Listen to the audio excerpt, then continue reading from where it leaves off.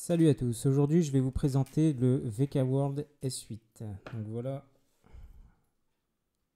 à quoi ressemble la boîte. Donc toute simple, un logo doré sur le devant, la boîte est toute blanche, on a quelques spécifications techniques à l'arrière. Je ne vais pas vous faire le déballage pour la simple et bonne raison que j'ai testé le téléphone quelques jours avant de vous le présenter. Donc la boîte là elle est complètement vide. Sinon je vais quand même vous montrer ce qu'on trouve dedans.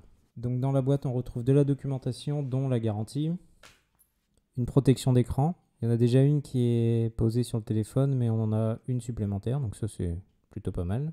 Un adaptateur jack vers USB type C, le chargeur secteur type européen, un câble USB type C, une petite épingle pour retirer le tiroir de la carte SIM, une coque en silicone et enfin le téléphone.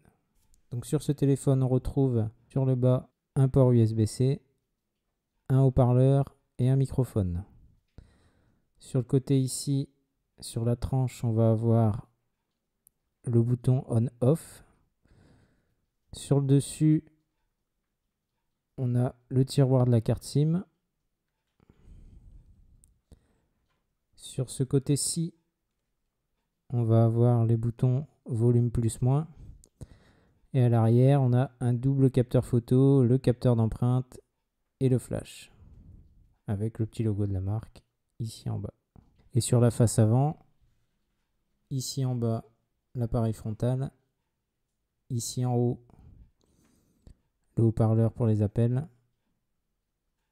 Et ici une lettre de notification avec le capteur de proximité. Alors au niveau du capteur photo, on a un capteur de 16 mégapixels en haut et 5 mégapixels en bas. Donc ce téléphone permettra de faire des effets de flou en arrière-plan. Le capteur d'empreinte réagit plutôt bien, je vais vous montrer tout de suite. Hop, voilà, donc c'est quand même relativement rapide. On a également la possibilité de déverrouiller avec la reconnaissance faciale, donc ça fonctionne assez bien. Voilà. Alors, c'est quand même relativement rapide. Donc le téléphone fonctionne sous Android 7.0. Pour ma part, j'ai installé un launcher alternatif que l'on trouve sur le Play Store qui permet d'avoir le menu qui s'ouvre comme ceci. Voilà.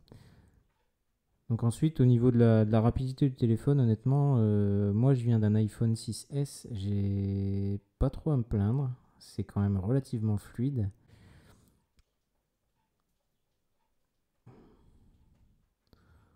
Je vais vous montrer le type de processeur qui est dedans.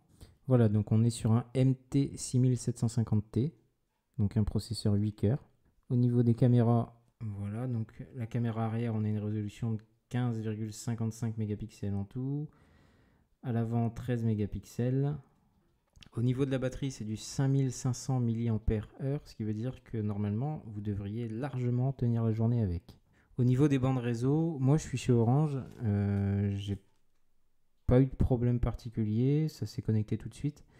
D'ailleurs, on voit que là, je capte la 4G sans problème, ça accroche très très bien. La Wi-Fi fonctionne également très très bien. Voilà, donc là, on voit bien, on est sur une version Android Nougat. Donc la résolution de l'écran, on est sur du 1080 par 2016. C'est un écran de 5,99 pouces. Et au niveau du stockage, juste ici, donc on a 64 Go de stockage, donc ce qui est quand même assez conséquent et qu'on peut encore étendre via une micro SD. Donc après au niveau des applications, ça se lance plutôt pas mal.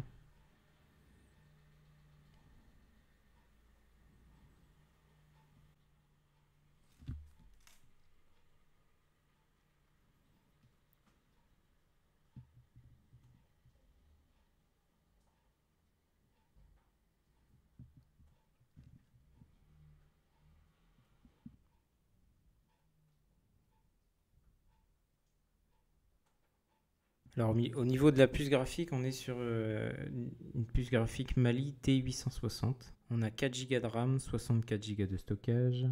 Donc moi pour tester un peu tout ça, j'ai lancé le jeu Asphalt.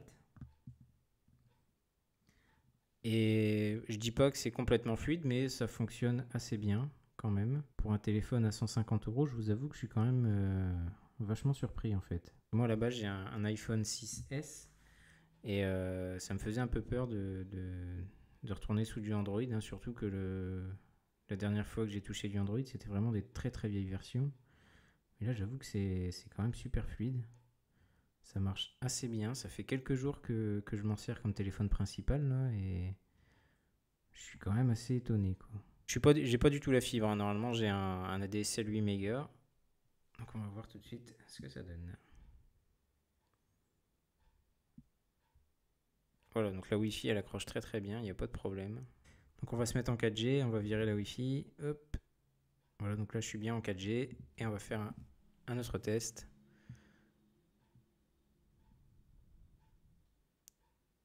Voilà, donc voilà, pas de problème, ça tourne super bien. Voilà, même en upload, on est quand même, on n'est pas mauvais. Ok. Qu'est-ce que je peux vous montrer d'autre? Je vais vous montrer la qualité de l'appareil photo. Alors moi je ne l'ai pas trouvé extraordinaire. Voilà, donc là on est quand même en basse luminosité et on va voir ce que ça donne. C'est pas génial, hein. Donc là encore une fois il n'y a pas énormément de lumière. Alors, la caméra avant je trouve qu'elle est quand même assez mal placée parce qu'elle se trouve juste là en bas. Et la qualité elle est correcte. Elle est correcte, il n'y a pas à dire. Après avoir vraiment avec une bonne luminosité ce que ça peut donner là. Je vous avoue que j'ai pris quelques photos avec, c'est pas non plus extraordinaire. Mais bon, après il faut quand même se dire que c'est un téléphone qui coûte 150 €. Donc il faut pas trop en demander non plus, hein. Je trouve que déjà il est déjà pas mal. Niveau design, il est pas moche. Alors après au niveau du son sur le haut-parleur ici en dessous, c'est un peu criard. Mais à l'heure actuelle, on utilise beaucoup les enceintes connectées, les casques Bluetooth, etc. Donc je pense pas que ce soit hyper gênant, surtout pour le prix que coûte le téléphone.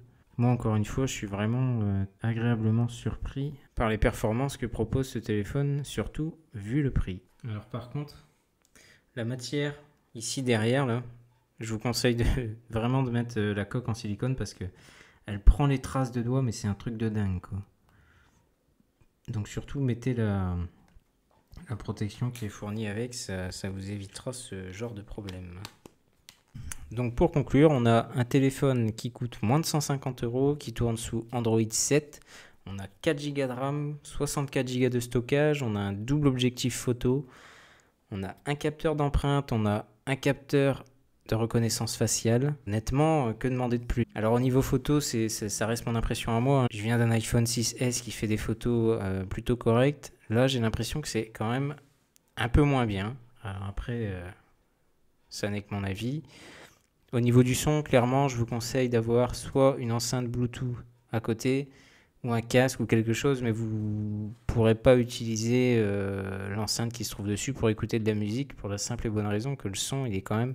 Il n'y a pas de basse en fait, c'est ça le truc, il n'y a pas de basse. Après, pour juste regarder une vidéo sur YouTube, etc., il n'y aura pas de problème, mais dès que vous voulez mettre un peu de musique, moi je sais que j'aime bien avoir de bonnes basses, là c'est quand même gênant. Mais pour le prix, encore une fois, il fallait bien qu'il y ait un défaut, et pour moi le plus gros défaut c'est ça. Après le reste, ça il n'y a pas de problème. On a également un tiroir capable d'accueillir 2 cartes SIM. On peut étendre la mémoire grâce à une carte SD en plus. Il n'y a pas grand chose à redire à part ça. Voilà, donc si vous souhaitez acheter le téléphone, je vais vous mettre le lien dans la description de la vidéo. Vous retrouverez également le lien vers l'article complet qui comportera également les photos. Vous retrouverez aussi mes différents réseaux sociaux. N'hésitez pas à me suivre. Donc si la vidéo vous a plu, n'hésitez pas à la partager, à mettre un pouce bleu. Et on se retrouve dans une autre vidéo pour un autre test. À bientôt.